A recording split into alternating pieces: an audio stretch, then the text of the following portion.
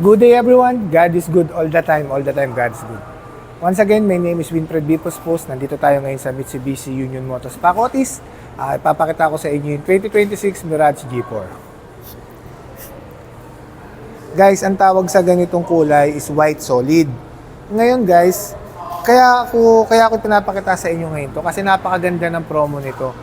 15K lang yung monthly nito guys, tapos low down payment. Tapos pagdating naman sa, inclusive na rin guys yung 1-year comprehensive insurance, 3 years LTO and shuttle mortgage. Tapos pagdating naman sa previous, syempre, bibigyan ko kayo ng visor, bibigyan ko kayo ng car cover, tapos bibigyan ko rin kayo ng dashcam.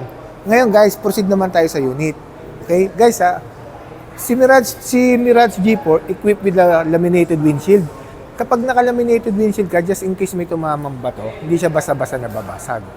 So, ang benefits nun sa loob is for safety. Tapos, ang kanyang front grille design, new aerodynamic shield design.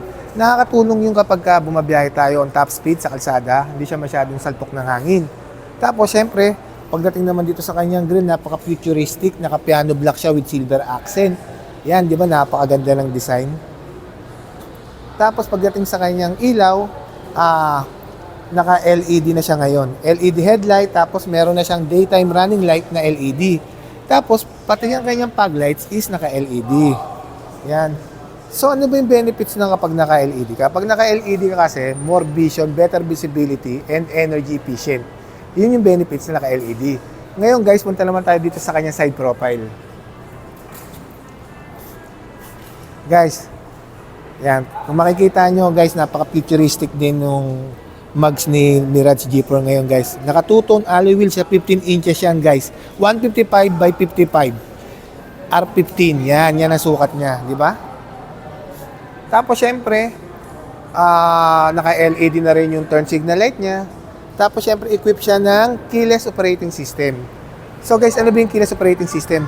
Yung keyless operating system, ang tinatawag namin na key fob, kahit na nasa bulsa mo yung susi, pipindutin mo lang to, makakapasok ka na sa loob. Guys, within 70 meters guys, pipindutin mo lang to, makakapasok ka na sa loob.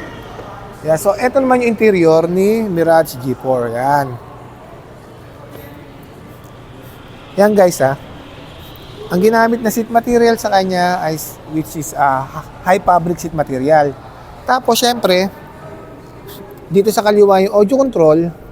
Tapos guys naka push start engine na rin yan. Naka push start engine diyan. Tapos, pagdating sa kanyang infotainment system, guys, ayan, naka-smartphone yung display audio na rin yan, saka Android Auto, syempre with FM and AM radio. Yan ang loob niya. Tapos, syempre guys, naka-dual airbags yan, dito sa front passenger and sa driver side, yan. Tapos guys, pakikita ko sa inyo yung second row ni Mirage G4.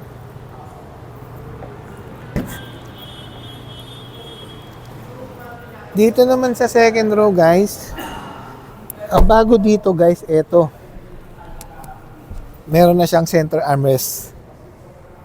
Tapos syempre, may headrest na yung gitna. Dati wala to Ayan. Tapos guys, pakita ko lang yung likod pala, yung trunk, kung gaano kaluwag yan.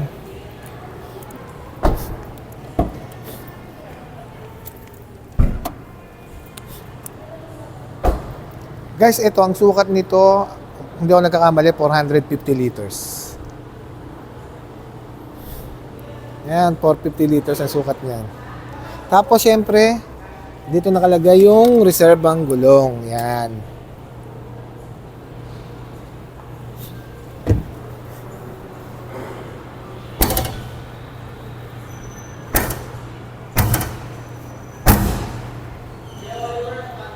Tapos pagdating naman dito sa kanyang ilaw, combination to ng LED and bulb type. Yan.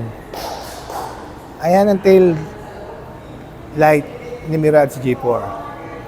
Yan guys, yan yung interior, yan yung exterior, napakita ko na ngayon.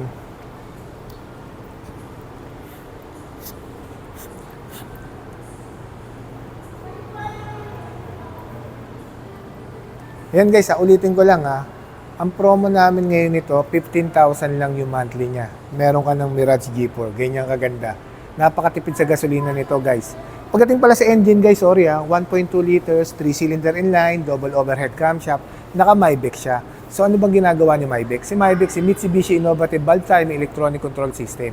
Ang ginagawa, meron kasing tatlong benefits yun. Fuel efficiency, less emissions, saka more power. So guys, ano pang hinihintay nyo?